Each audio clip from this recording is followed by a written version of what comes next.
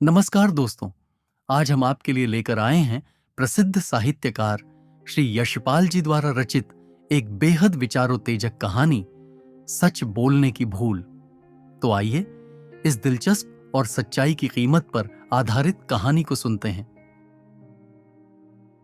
शरद के आरंभ में दफ्तर से 2 मास की छुट्टी ले ली थी। स्वास्थ्य सुधार के लिए पहाड़ी प्रदेश में चला गया था। पत्नी और बेटी भी साथ थीं।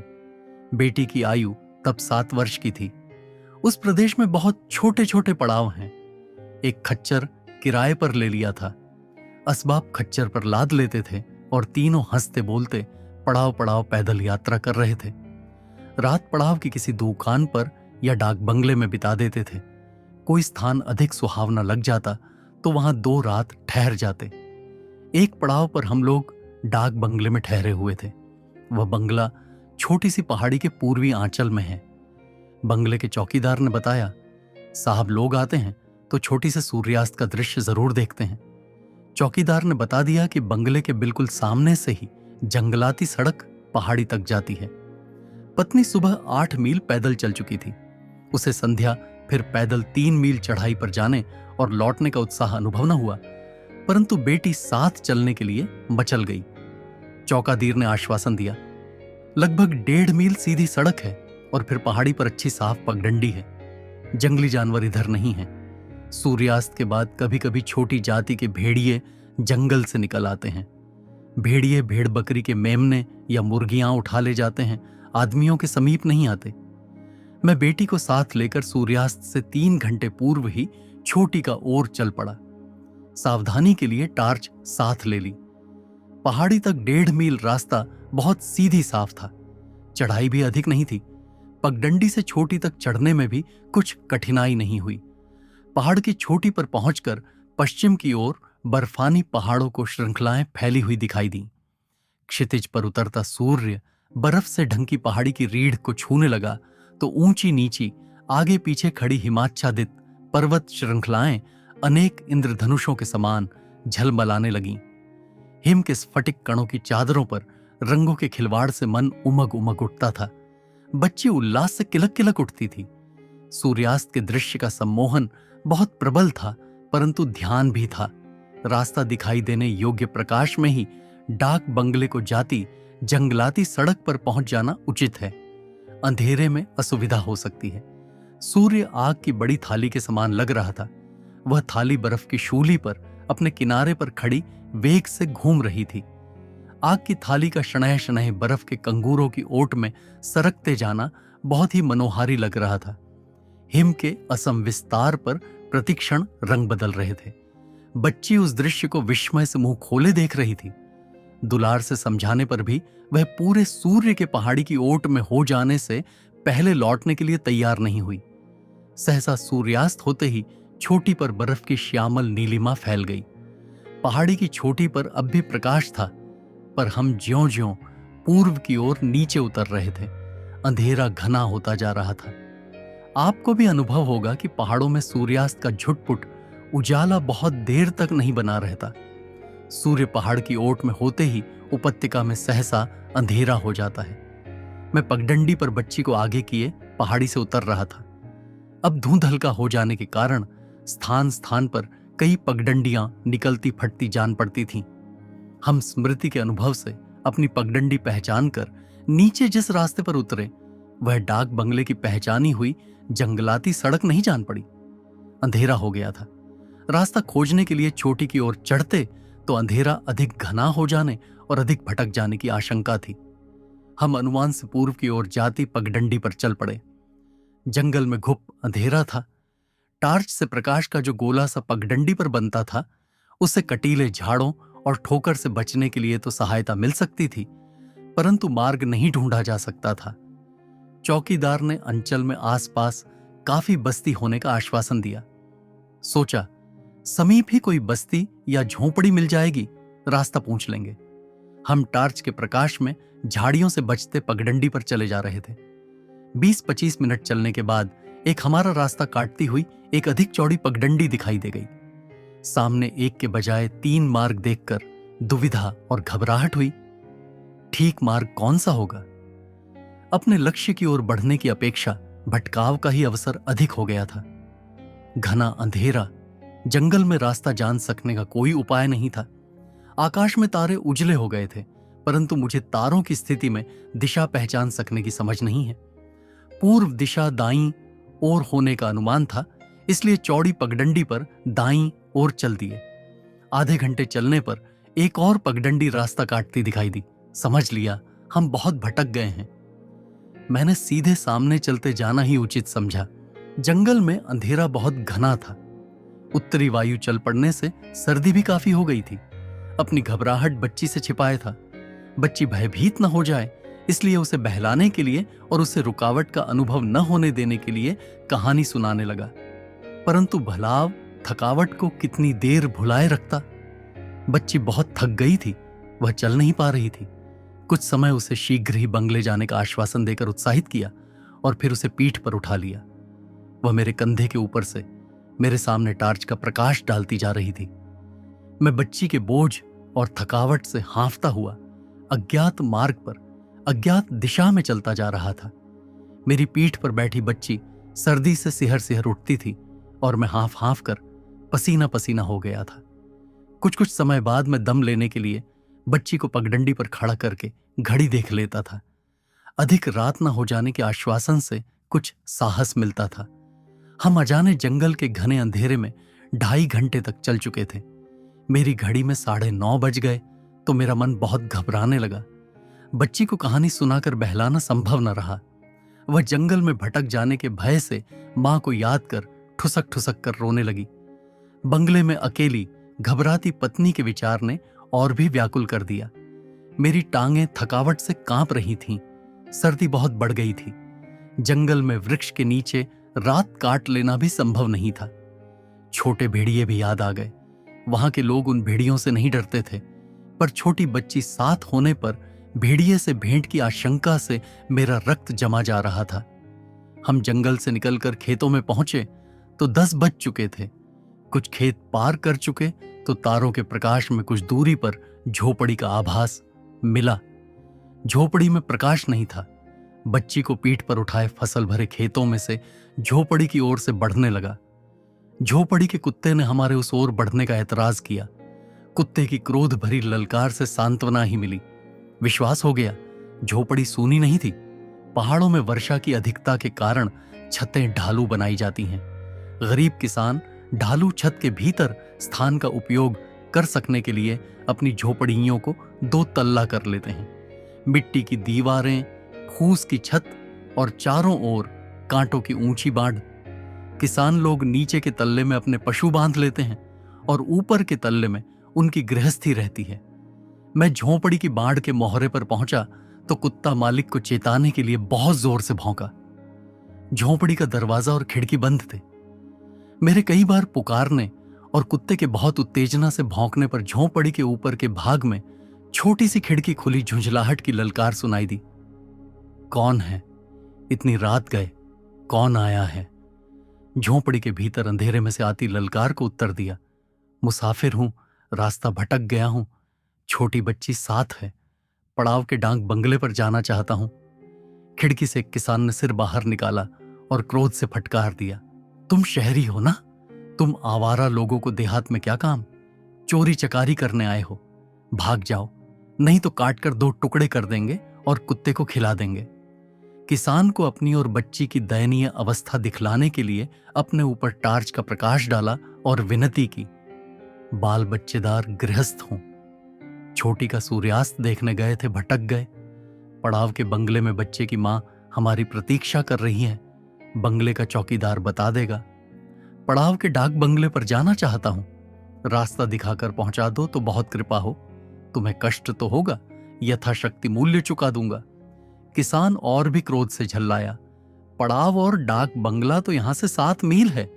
कौन तुम्हारे बाप का नौकर है जो इस अंधेरे में रास्ता दिखाने जाएगा? भाग जाओ यहां से, नहीं तो कुत्ते को अभी छोड़ता हूं। क्रुद्ध किसान मुझे झोपड़ी की खिड़की से भाग जाने के लिए ललकार रहा था तो झोपड़ी के ऊपर के भाग में दिया जल जाने से प्रकाश हो गया था और वह दिया खिड़की की ओर बढ़ आया था। दिए के प्रकाश में किसान की छोटी घुंघराली दाढ़ी और लंबी लंबी सामने झुकी हुई मूंछों से ढका चेहरा बहुत भयानक और खूंखार लग रहा था। खिड़की की ओर दिया लाने वाली स्त्री थी। किसान की बात सुनकर मेरे प्राण सूख गए। समझा कि अंधेरे में बहुत भटक गया हूं। उस अंधेरे, सर्दी और थकान में बच्ची को उठाकर 7 मील चल सकना मेरे लिए संभव नहीं था। बच्ची के कष्ट के विचार से और भी अधीर हो गया। बहुत गिड़गिड़ा कर किसान से प्रार्थना की, भाई दया करो, मैं अकेला होता तो जैसे तैसे जाड़े और ओस में भी रात काट लेता, परंतु इस बच्ची का क्या होगा? हम पर दया करो, हमें कहीं भीतर बैठ जाने भर की ही जगह दे दो, उजाला होते ही हम चले जाएंगे। खिड़की के भीतर किसान के समीप आ बैठी औरत का चौड़ा चेहरा भी किसान की तरह ही बहुत रूखा और कठोर था, परंतु उसकी बात से आश्वासन मिला। स्त्री बोली, अच्छा अच्छा, उसके साथ बच्ची है, इस समय पड़ाव तक कैसे जाएगा? आने दो, कुछ हो ही जाएगा। किसान स्त्री पर झुंडलाया, क्या हो जाएगा? कहां टिका लेगी इन्हें? शहर के लोग हैं, इनकी मेहमानदारी हमारे बस की नहीं। स्त्री ने उत्तर दिया, अच्छा अच्छा, नीचे जाकर कुत्ते को पकड़ो, उन्हें आने तो दो। किसान ने नीचे आकर झोपड़ी का दरवाजा खोला, कुत्ते को डांट कर चुप करा दिया और हमारे लिए बाड़े का मोहरा खोल दिया। स्त्री भी हाथ में दिया लिए नीचे आ गई थी। किसान और कुत्ता स्त्री के विरोध में असंतोष से गुर्राते जा रहे थे। किसान बोलता जा रहा था, बड़े शौकीन नवाब हैं शायर करने वाले, चले आए आधी रात में रास्ता भूलकर, कहां टिका लेगी तू इनको? स्त्री ने पति को समझाया, बेचारे भटक कर परेशानी में आ गए हैं तो कुछ करना ही होगा, आने दो, ये लोग ऊपर लेटे रहेंगे, हम लोग यहां नीचे फूस डालकर गुजारा कर लेंगे। किसान बड़बड़ाया, हम नीचे कहां पड़े रहेंगे? गैया को बाहर निकाल देगी कि मुर्गी को बाहर फेंक देगी? झोपड़ी के दरवाजे में कदम रखते समय मैंने टार्च से उजाला कर लिया कि ठोकर न लगे। कोठरी के भीतर दीवार के साथ एक गैया जुगाली कर रही थी। टार्च का प्रकाश आंखों पर पड़ा तो गैया ने सिर हिला दिया और अपने विश्राम में विघ्न के विरोध में फूंकार दिया। दूसरी दीवार के समीप उल्टी रखी ऊंची टोकरी के नीचे से भी विरोध में मुर्गी की कुड़कुड़ाहट सुनाई दी। स्त्री ने हाथ में लिए दिए से दीवार के साथ बने जीने पर प्रकाश डालकर कहा, हम गरीबों का घर ऐसे ही होते हैं, बच्ची को हाथ पकड़कर ऊपर ले आओ, मैं रोशनी ले चलती हूं। किसान असंतोष से बड़बड़ाता रहा। झोपड़ी के ऊपर के तल्ले में छत बहुत नीची थी। दोनों ओर ढलती छत बीच में धन्नी पर उठी थी। धन्नी के ठीक नीचे भी गर्दन सीधी करके खड़े होना संभव नहीं था। नीची और संकरी खाट पर गंदे गूदड़ सा बिस्तर था। स्त्री ने बिस्तर की ओर संकेत किया, तुम यहां पर लेट रहो, हम नीचे गुजारा कर लेंगे। स्त्री ने कोने में रखे कनस्तरों और सूखी हाड़ियों में टटोल कर गुड़ का एक टुकड़ा मेरी ओर बढ़ाकर कहा, बच्ची को खिलाकर पानी पिला दो। उसने कोने में रखे घड़े से लेकर एक लोटा जल खाट के समीप रख दिया।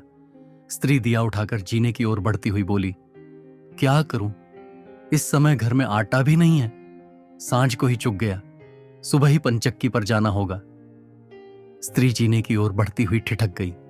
विस्मय से भंभे उठाकर बोली, हैं, इतनी सी लड़की के गले में मोतियों की कंठी। उसका स्वर कुछ भीग गया। हम कुछ करें भी किसके लिए? लड़का लड़की घर पर थे तब कुछ हौसला रहता था। लड़की सियानी होकर अपने घर चली गई। लड़के को शहर का चस्का लगा है। 2 बरस से उसका कुछ पता नहीं। जहां हो, हे देवी माता, लोग उसको भी शरण दें। स्त्री नीचे उतर गई। तब भी असंतुष्ट किसान के बड़बड़ाने की और कुछ उठाने धरने की आहट आती रही। बच्ची थोड़ा गुड़ खाकर और जल पीकर तुरंत सो गई। मुझे गंधाते गंदे बिस्तर से उबकाई अनुभव हो रही थी। अपनी असुविधा की चिंता से अधिक चिंता थी डाक बंगले में हमारी प्रतीक्षा में असहाय पत्नी की। हम दोनों के न लौट सकने के कारण वह कैसे बिलख रही होगी। कहीं यही न सोच बैठी हो कि हम भेड़िया या आतताइयों के हाथ पड़ गए हैं। हमें खोजने के लिए डाक बंगले के चपरासी को लेकर चोटी की ओर न चल पड़ी हो। मस्तिष्क में चिंता की वेदना और पीठ थकान से इतनी अकड़ी हुई थी कि करवट लेने में दर्द अनुभव होता था। झपकी आती तो पीठ के दर्द और बिस्तर की असुविधा के कारण टूट जाती। करवटें बदलते सोच रहा था, रास्ता दिखाई देने योग्य उजाला हो जाए तो उठकर चल दें। खिड़की की सांधों से पौ फटती सी जान पड़ी। सोचा जरा उजाला और हो जाए। नीचे सोए लोगों की नींद में विघ्न न डालने का भी ध्यान था। एक झपकी और ले लेना चाहता था कि नीचे से दबी दबी फुसफुसाहट सुनाई दी। मर्द कह रहा था, बहुत थके हुए हैं, सूरज बांस भर चढ़ जाएगा तो भी उनकी नींद नहीं टूटेगी। स्त्री सांस के स्वर में बोली, तुम्हें उन्हें जगा के क्या लेना है? नहीं उठते तो मैं जाऊं? अच्छा जाता हूं। आह, संभल कर, आहट न करो। गर्दन ऐसे दबा लेना कि आवाज न निकले, चीख न पड़े, छुरा ताक में है। स्त्री पुरुष का परामर्श सुनकर मेरे रोम रोम से पसीना छूट गया। हथियारों से शरण मांगकर उनके पिंजड़े में बंद हो गया था। सोचा पुकार कर कह दूं, मेरे पास जो कुछ है ले लो, लड़की के गले की कंठी ले लो और हमारी जान बख्शो। फिर मर्द की आवाज सुनाई दी, बेचारी को रहने दूं, मन नहीं करता। स्त्री बोली, मन न करने की क्या बात है, उसे रहने देकर क्या होगा, कहां बचाते छिपाते फिरोगे? मैंने आतंक से नींद में बेसुध बच्ची को बाहों में ले लिया। भय की उत्तेजना से मेरा हृदय धक धक कर रहा था। सोचा उन्हें स्वयं ही पुकार कर, गिड़गिड़ा कर प्राण रक्षा के लिए प्रार्थना करूं, परंतु गले ने साथ न दिया। यह भी ख्याल आया कि यदि वे जान लेंगे कि मैंने उनकी बात सुन ली है तो कभी छोड़ेंगे ही नहीं। अभी तो वे बात ही कर रहे हैं, भगवान उनके हृदय में दया दें।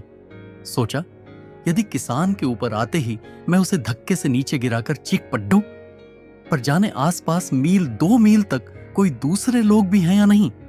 सहसा दबे हुए गले से मुर्गी की कुड़कुड़ाने की आवाज आई। स्त्री का उपालंभ भरा स्वर सुनाई दिया, देखो कहां भी था कि संभल कर गर्दन पर हाथ डालना। ओह, यह तो मुर्गी के कांटे जाने की मंत्रणा थी। अपने भय के लिए लज्जा से पानी पानी हो गया। स्त्री का स्वर फिर सुनाई दिया, मुर्गी के लिए इतना क्यों बिगड़ रहे हो?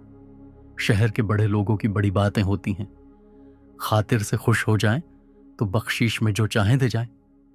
मामूली आदमी नहीं है, लड़की के गले में मोतियों की कंठी नहीं देखी। दूसरी चिंता और लज्जा ने मस्तिष्क को दबा लिया। उस समय मेरी जेब में केवल 2.5 रुपये थे। बंगले से सूर्यास्त का दृश्य देखने आया था, बाजार में खरीदारी करने के लिए नहीं। लड़की के गले में कंठी नकली मोतियों की रुपये सवा की थी। दिए के उजाले में वे देहाती कंठी को क्या परख सकते थे? बहुत दुविधा में सोच रहा था, इन लोगों को क्या उत्तर दूंगा। कुछ बताए बिना चुपचाप ही कंठी दे जाऊं, बाद में 40-50 रुपये मनी आर्डर से भेज दूंगा। खिड़की की सांधों से काफी सवेरा हो गया जान पड़ा। सोच ही रहा था लड़की को जगाकर नीचे ले चलूं कि जीने पर कदमों की छाप सुनाई दी और किसान का चेहरा ऊपर उठता दिखाई दिया। किसान का चेहरा रात की भांति निर्दय और डरावना न लगा। वह मुस्कुराया, नींद खुल गई, मैं तो जगाने के लिए आ रहा था। धूप हो जाने पर बच्ची को इतनी दूर ले जाने में परेशानी होगी। किसान ने पुराने अखबार में लिपटी एक बड़ी सी पुड़िया मेरी ओर बढ़ा दी और बोला, ये लो, ये तुम्हारे ही भाग्य के थे। घर में आटा नहीं था जो 2 रोटी बना देते, इसीलिए तो मैं तुम्हें रात में हाँके दे रहा था, पर घरवाली को बच्ची पर तरस आ गया। खेती के लिए जमीन ही कितनी है, अंडे बेचकर ही गुजारा करते हैं। बरसात के अंत में पापी पड़ोसी लोगों की मुर्गियों में बीमारी फैली तो हमारी मुर्गियां भी मर गईं। मुर्गियां बचाने के लिए सभी कुछ किया, पीर की दरगाह पर दिए जलाए, मुर्गियों को ढेरों लहसुन खिलाया, सरकारी अस्पताल से दवाई भी लाकर दी, पर उसका काल आ गया था, बची नहीं। हाँ, यह मुर्गा बड़े जीवट का था, बीमारी झेलकर भी बच गया था। उसके लिए तुम आ गए। एक छोटी सी मुर्गी काल की आंख से बचकर छिप रही थी, वह बच्ची के लिए हो जाएगी। इस समय तुम्हारा काम चले, हमारा देखा जाएगा। किसान ने पूड़िया मेरे हाथ में दे दी और बोला, रात के भूखे हो, चाहो तो नीचे चलकर कुल्ला करके मुंह हाथ धो लो और अभी खा लो, मन चाहे तो रास्ते में खा लेना। बच्ची को उठाया, उसने उठते ही भूख से व्याकुलता प्रकट की। दोनों ने अखबार की पुड़िया खोलकर नाश्ता कर लिया। पेट भर नाश्ता करके मैं संकोच से मरा जा रहा था। किसान और उसकी स्त्री ने बहुत आशा से हमारी खातिर की थी, अपने अंतिम मुर्गा चूजा भी हमारे लिए काट दिए थे। मैंने संकोच से कहा, इस समय मेरी जेब में कुछ है नहीं, केवल 2.5 रुपये हैं। अपना नाम पता दे दो, मनी ऑर्डर से रुपये भेज दूंगा। मैंने बच्ची के गले से कंठी उतारकर स्त्री की ओर बढ़ा दी। चाहे तो यह रख लो। स्त्री कंठी हाथ में लेकर प्रसन्नता से किलक उठी। हाय, इसे तो मैं मठ में चढ़ाकर मानता मानूंगी। हमारी मुर्गियों पर देवताओं की कोप दृष्टि कभी न हो। स्त्री की सरलता मेरे मन को छू गई, रह न सका। कह दिया, तुम्हें धोखा नहीं देना चाहता, कंठी के मोती नकली हैं। स्त्री ने कंठी मेरी ओर फेंक दी। घृणा और झुलाहट से उंगलियां छिटकाकर बोली, रखो, इसे तुम ही रखो। शहर के लोगों से धोखे के सिवा और मिलेगा क्या? किसान ठगे जाने से क्रुद्ध हो गया था। वह डाक बंगले का रास्ता बताने के लिए साथ न चला। दिन का उजाला था। हम राह पूछ पूछ कर बंगले पर पहुंच गए। पत्नी डाक बंगले के सामने अस्त व्यस्त और विक्षिप्त की तरह धरती पर बैठी हुई दिखाई दी। उसका चेहरा ओस से भीगे सूखे पत्ते की तरह आंसुओं से तर और पीला था। आंखें गुड़हल के फूल की तरह लाल थीं। वह बच्ची को कलेजे पर दबाकर चीख कर रोई और फिर मुझसे चिपट चिपट कर रोती रही। पत्नी के संभल जाने पर मैंने उसे रात के अनुभव सुना दिए। रात मेरे और बच्ची की असहाय अवस्था में, गला काट दिए जाने के काल्पनिक भय में पसीना पसीना होकर कांपने की बात सुनकर उसने भी भय प्रकट किया। हाय, मैं मर गई। पत्नी को बच्ची की कंठी के लिए किसान स्त्री के लोभ और कंठी के विषय में सच्चाई जानकर उनके खिन्न हो जाने की बात भी बता दी। पत्नी ने मुझे उलाहना दिया। उन देहातियों को कंठी के बारे में बता खिन्न करने की क्या जरूरत थी? कंठी मठ में चढ़ाकर उनकी भावना संतुष्ट हो जाती। सोचा, किस भूल के लिए अधिक लज्जा अनुभव करूं? काल्पनिक भय में पसीना पसीना हो जाने की भूल के लिए या सच बोल देने की भूल के लिए? अगर आपको यह कहानी पसंद आई हो तो वीडियो को लाइक करें और चैनल को सब्सक्राइब करना न भूलें।